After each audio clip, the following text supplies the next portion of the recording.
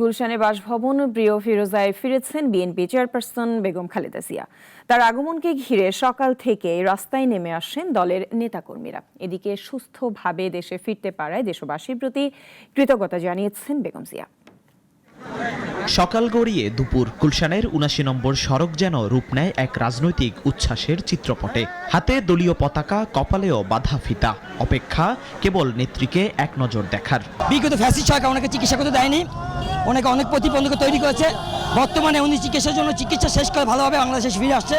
আমরা খুবই আনন্দিত। লক্ষ লক্ষ মানুষ স্বতঃস্ফূর্তভাবে আজকে রাজপথে আসে দেশনেত্রী বেগম খালেদাকে সম্বর্ধনা জানানোর জন্য। আমাদের আশা এবং প্রত্যাশা হচ্ছে এই দেশে গণতন্ত্র ফিরিয়ে আনা, জনগণের ভোটাধিকার ফিরিয়ে আনা। আমরা আজকে এই দেশে বেশি আনন্দ উপভোগ করতেছি। খালেদা জিয়ার আগমন ঘিরে সড়কে সেনাবাহিনী, পুলিশ, বিজিবি ও নৌবাহিনীর সদস্যদের ছিল কঠোর নজরদারি। কয়েক স্তরের নিরাপত্তায় ঘিরে রাখা হয় বাসভবন ফিরোজা।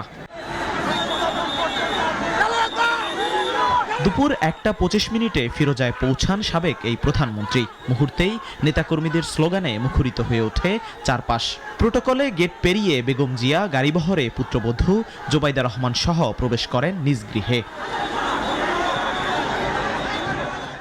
ফিরোজায় ফিরে দেশবাসীর প্রতি কৃতজ্ঞতা জানিয়েছেন বেগম জিয়া। তার ব্যক্তিগত চিকিৎসক জানান, শারীরিকভাবে কিছুটা ক্লান্তি থাকলেও মানসিকভাবে সুস্থ রয়েছেন তিনি।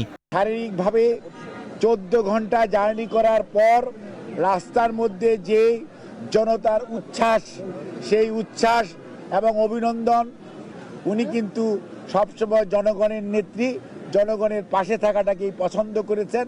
যারা উপস্থিত থেকে ওনাকে অভিনন্দন জানানোর জন্য আজকে ছিলেন, তাদেরকে উনি সবাইকে শুভেচ্ছা সালাম জানিয়েছেন। এর আগে কাতারের আমিরের পাঠানো এয়ার অ্যাম্বুলেন্সে সকালে লন্ডন থেকে ঢাকায় ফেরেন বিএনপি চেয়ারপারসন। অভ্যর্থনায় উচ্ছ্বসিত নেতাকর্মীরা বলছেন, খালেদা জিয়া ফিরে এসেছেন, ফিরবে গণতন্ত্র।